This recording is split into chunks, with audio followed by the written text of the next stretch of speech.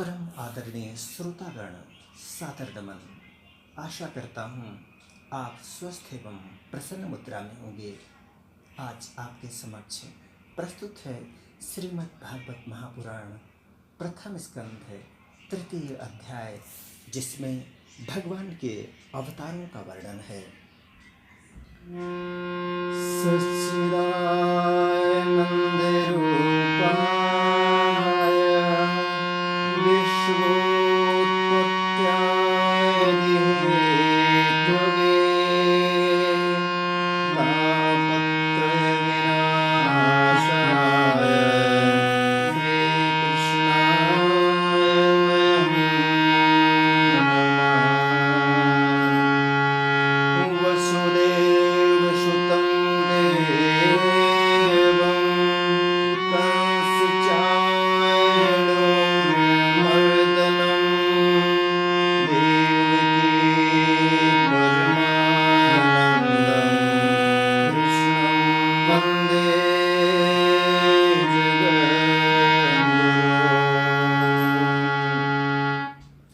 श्री सूत जी कहते हैं, सृष्टि के आदि में भगवान ने लोगों के निर्माण की इच्छा की। इच्छा होते ही उन्होंने महत्तत्व आदि से निष्पन्न पुरुष रूप ग्रहण किया। उसमें 10 इंद्रियां, 1 मन और 5 भूत, ये 16 कलाएं थी। उन्होंने कारण जल में शयन करते हुए जब योग निद्रा का विस्तार किया, तब उनके नाभि सरोवर में से एक कमल प्रकट हुआ और उस कमल से प्रजापतियों के अधिपति ब्रह्मा जी उत्पन्न हुए। भगवान के उस विराट रूप के अंग प्रत्यंग में ही समस्त लोकों की कल्पना की गई है। वह भगवान का विशुद्ध सत्वमय श्रेष्ठ रूप है। योगी लोग दिव्य दृष्टि से भगवान के उस रूप का दर्शन करते हैं। भगवान का वह रूप हजारों पैर, जांघें, भुजाएं और मुखों के कारण अत्यंत विलक्षण है। उसमें सहस्रों सिर, हजारों कान, हजारों आँखें और हजारों नासिकाएं हैं। हजारों मुकुट, वस्त्र और कुंडल आदि आभूषणों से वह उल्लसित रहता है। भगवान का यही पुरुष रूप, जिसे नारायण कहते हैं, अनेक अवतारों का अक्षय कोश है। इसी से सारे अवतार प्रकट होते हैं।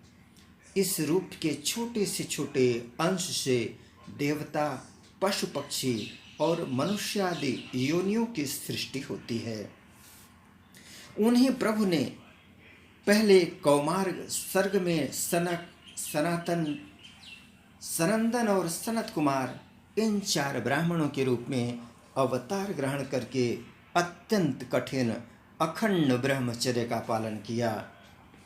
दूसरी बार इस संसार के कल्याण के लिए समस्त यज्ञों के स्वामी उन भगवान ने ही रसातल में गई हुई पृथ्वी को निकाल लाने के विचार से सूकर रूप ग्रहण किया। ऋषियों की सृष्टि में उन्होंने देवर्षि नारद के रूप में तीसरा अवतार ग्रहण किया और सात्वत तंत्र का, जिसे नारद पांचरात्र कहते हैं, उपदेश किया। उसमें कर्मों के द्वारा किस प्रकार कर्म बंधन से मुक्ति मिलती है, इसका वर्णन है। धर्मपत्नी मूर्ति के गर्भ से उन्होंने नर नारायण के रूप में चौथा अवतार ग्रहण किया। इस अवतार में उन्होंने ऋषि बनकर मन और इंद्रियों का सर्वथा संयम करके बड़ी कठिन तपस्या की। 5वें अवतार में वे सिद्धों के स्वामी कपिल के रूप में प्रकट हुए और तत्वों का निर्णय करने वाले सांख्य शास्त्र का, जो समय के फेर से लुप्त हो गया था, आसुरी नामक ब्राह्मण को उपदेश किया। अनसुईया के वर मांगने पर 6ठे अवतार में वे अत्रि की संतान दत्तात्रेय हुए। इस अवतार में उन्होंने अलर्क एवं प्रहलाद आदि को ब्रह्म ज्ञान का उपदेश किया। सातवीं बार रुचि प्रजापति की आकुति नामक पत्नी से यज्ञ के रूप में उन्होंने अवतार ग्रहण किया और अपने पुत्र याम आदि देवताओं के साथ स्वयंभुव मनवंतर की रक्षा की। राजा नाभि की पत्नी मेरु देवी के गर्भ से ऋषभ देव के रूप में भगवान ने 8वां अवतार ग्रहण किया। इस रूप में उन्होंने परमहंसों का वह मार्ग जो सभी आश्रमियों के लिए वंदनीय है दिखाया। ऋषियों की प्रार्थना से 9वीं बार वे राजा पृथु के रूप में अवतीर्ण हुए। शौनकादि ऋषियों, इस अवतार में उन्होंने पृथ्वी से समस्त औषधियों का दोहन किया था। इससे यह अवतार सबके लिए बड़ा ही कल्याणकारी हुआ। चाक्षुष मनवंतर के अंत में जब सारी त्रिलोकी समुद्र में डूब रही थी, तब उन्होंने मत्स्य के रूप में 10वां अवतार ग्रहण किया और पृथ्वी रूपी नौका पर बैठकर अगले मनवंतर के अधिपति वैवस्वत मनु की रक्षा की। जिस समय देवता और दैत्य समुद्र मंथन कर रहे थे, उस समय 11वां अवतार धारण करके कच्छ रूप से भगवान ने मंदराचल को अपनी पीठ पर धारण किया। 12वीं बार धन्वंतर के रूप में अमृत लेकर समुद्र से प्रकट हुए और 13वीं बार मोहिनी रूप धारण करके दैत्यों को मोहित करते हुए देवताओं को अमृत पिलाया। 14वें अवतार में उन्होंने नरसिंह रूप धारण किया और अत्यंत बलवान दैत्यराज हिरण्यकश्यप की छाती अपने नखों से अनायास इस प्रकार फाड़ डाली जैसे चटाई बनाने वाला सींग को चीर डालता है। 15वीं बार वामन का रूप धारण करके भगवान दैत्यराज बल के यज्ञ में गए। वे चाहते तो थे त्रिलोकी का राज्य, परंतु मांगी उन्होंने केवल 3 पग पृथ्वी। 16वें परशुराम अवतार में जब उन्होंने देखा कि राजा लोग ब्राह्मणों के द्रोही हो गए हैं, तब क्रोधित होकर उन्होंने पृथ्वी को 21 बार क्षत्रियों से शून्य कर दिया।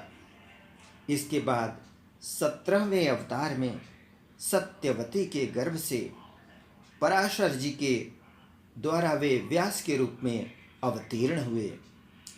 उस समय लोगों की समझ और धारणा शक्ति कम देखकर आपने वेद रूप वृक्ष की कई शाखाएं बना दी। 18वीं बार देवताओं का कार्य संपन्न करने की इच्छा से उन्होंने राजा के रूप में रामावतार ग्रहण किया और सेतु बंधन, रावण वध आदि वीरतापूर्ण बहुत सी लीलाएं की। 19वें और 20वें अवतारों में उन्होंने यदुवंश में बलराम और श्री कृष्ण के नाम से प्रकट होकर पृथ्वी का भार उतारा। उसके बाद कलयुग आ जाने पर मगध देश, जो कि बिहार में स्थित है, में देवताओं के द्वेषी दैत्यों को मोहित करने के लिए अजन के पुत्र रूप में आपका बुद्धावतार होगा। इसके भी बहुत पीछे जब कलयुग का अंत समीप होगा और राजा लोग प्रायः लुटेरे हो जाएंगे, तब जगत के रक्षक भगवान विष्णु यश नामक ब्राह्मण के घर कल के रूप में अवतीर्ण होंगे। यहाँ 22 अवतारों की गणना की गई है, परंतु अवतारों के 24 अवतार प्रसिद्ध हैं। कुछ विद्वान 24 की संख्या यूं पूर्ण करते हैं। रामकृष्ण के अतिरिक्त 20 अवतार तो उपर्युक्त हैं ही, शेष 4 अवतार श्री कृष्ण के ही अंश हैं, जिसमें श्री कृष्ण तो पूर्ण परमेश्वर हैं। वे अवतार नहीं, अवतारी हैं। अतः श्री कृष्ण को अवतारों की गणना में नहीं गिनते। उनके 4 अंश ये हैं। एक तो केश का अवतार, दूसरा सुतपा तथा कृष्ण पर कृपा करने वाला अवतार, तीसरा संकर्षण बलराम और चौथा परब्रह्म। इस प्रकार इन 4 अवतारों से विशिष्ट 5वें साक्षात भगवान वासुदेव हैं। दूसरे विद्वान ऐसा मानते हैं कि 22 अवतार तो उपर्युक्त हैं ही, इनके अतिरिक्त 2 और हैं, हंस और हयग्रीव। इस प्रकार से शौनकादि ऋषियों जैसे अगाध सरोवर से हजारों छोटे छोटे नाले निकलते हैं, वैसे ही सत्वनिधि भगवान श्री हरि के असंख्य अवतार हुआ करते हैं। ऋषि, मनु, देवता, प्रजापति, मनुपुत्र और जितने भी महान शक्तिशाली हैं, वे सब के सब भगवान के ही अंश हैं। ये सब अवतार तो भगवान के अंशावतार अथवा कलावतार हैं, परंतु भगवान श्री कृष्ण तो स्वयं भगवान अवतारी ही हैं। जब लोग दैत्यों के अत्याचार से व्याकुल उठते हैं, तब युग युग में अनेक रूप धारण करके भगवान उनकी रक्षा करते हैं। भगवान के दिव्य जन्मों की यह कथा अत्यंत गोपनीय रहस्यमयी है। जो मनुष्य एकाग्र चित्त से नियम पूर्वक सायंकाल और प्रातःकाल प्रेम से इसका पाठ करता, वह सब दुखों से छूट जाता है। प्राकृत स्वरूप रहित चिन्मय भगवान का जो यह स्थूल जगदाकार रूप है, यह उनकी माया के महत्त्वादि गुणों से भगवान में ही कल्पित है। जैसे बादल वायु के आश्रय रहते हैं और धूसरपना धूल में होता है, परंतु अल्पबुद्धि मनुष्य बादलों का आकाश में और धूसरपने का वायु में आरोप करते हैं। वैसे ही अविवेकी पुरुष सबके साक्षी आत्मा में स्थूल दृश्य रूप जगत का आरोप करते हैं। इस स्थूल रूप से परे भगवान का एक सूक्ष्म अव्यक्त रूप है, जो न तो स्थूल की तरह आकारादि गुणों वाला है और न देखने सुनने में ही आ सकता है, वही सूक्ष्म शरीर है। आत्मा का आरोप या प्रवेश होने से यही जीव कहलाता है और इसी का बार बार जन्म होता है। उपर्युक्त सूक्ष्म और स्थूल शरीर अविद्या से ही आत्मा में आरोपित होता है। जिस अवस्था में आत्म स्वरूप के ज्ञान से यह आरोप दूर हो जाता है, उसी समय ब्रह्म का साक्षात्कार होता है। तत्वज्ञानी लोग जानते हैं कि जिस समय यह बुद्धि रूपा परमेश्वर की माया निवृत्त हो जाती है, उस समय जीव परमानंद में हो जाता है और अपने स्वरूप महिमा में प्रतिष्ठित होता है। वास्तव में जिनके जन्म नहीं है और कर्म भी नहीं है, उन हृदयेश्वर भगवान के अप्राकृत जन्म और कर्म का तत्वज्ञानी लोग इसी प्रकार वर्णन करते हैं, क्योंकि उनके जन्म और कर्म वेदों के अत्यंत गोपनीय रहस्य है। भगवान की लीला अमोघ है। वे लीला से ही इस संसार का सृजन, पालन और संहार करते हैं, किंतु इसमें आसक्त नहीं होते। प्राणियों के अंतःकरण में छिपे रहकर ज्ञानेंद्रिय और मन के नियंता के रूप में उनके विषयों को ग्रहण भी करते हैं, परंतु उनसे अलग रहते हैं। वे परम स्वतंत्र हैं। ये विषय कभी उन्हें लिप्त नहीं कर सकते। जैसे अनजान मनुष्य जादूगर अथवा नट के संकल्प और वचनों से की हुई करामात को नहीं समझ पाता, वैसे ही अपने संकल्प और वेदवाणी के द्वारा भगवान के प्रकट किए हुए इन नाना नाम और रूपों को तथा उनकी लीलाओं को कुबुद्ध जीव बहुत सी तर्क युक्तियों के द्वारा नहीं पहचान सकता। चक्रपाणि भगवान की शक्ति और पराक्रम अनंत है, उनकी कोई था नहीं पा सकता। वे सारे जगत के निर्माता होने पर भी उससे सर्वथा परे है। उनके स्वरूप को अथवा उनकी लीला के रहस्य को वही जान सकता है जो नित्य निरंतर निष्कपट भाव से उनके चरण कमलों की दिव्य गंध का सेवन करता है, सेवा भाव से उनके चरणों का चिंतन करता रहता है। शौनकादि ऋषियों, आप लोग बड़े ही सौभाग्यशाली तथा धन्य हैं जो इस जीवन में और विघ्न बाधाओं से भरे इस संसार में समस्त लोकों के स्वामी भगवान श्री कृष्ण से वह सर्वात्मक आत्मभाव वह अनिर्वचनीय अनन्य प्रेम करते हैं, जिससे फिर इस जन्म मरण रूप संसार के भयंकर चक्र में नहीं पड़ना होता।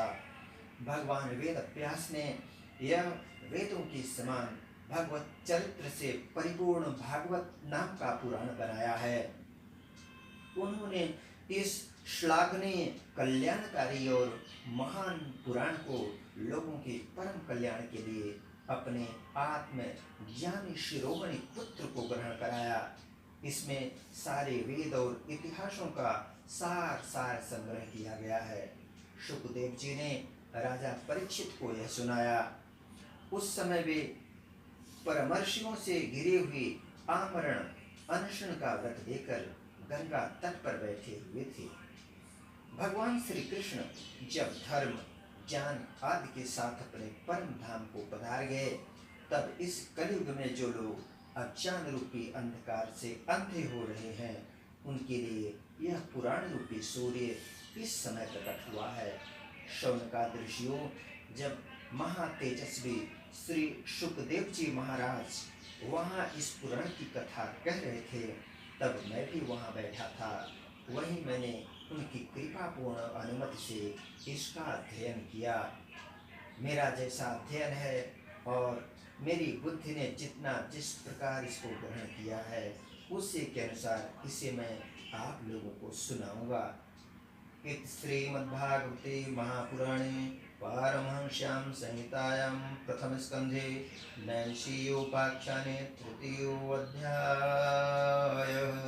गुरु वृंदावन विहारी लाल की जय। यदक्षरपदभ्रष्टं मात्राहीनं च यद्भवेत् तत्सर्वं क्षम्यतां देव प्रसीद परमेश्वर। वीडियो देखने के लिए धन्यवाद एवं आभार। जय हिंद, जय जगत।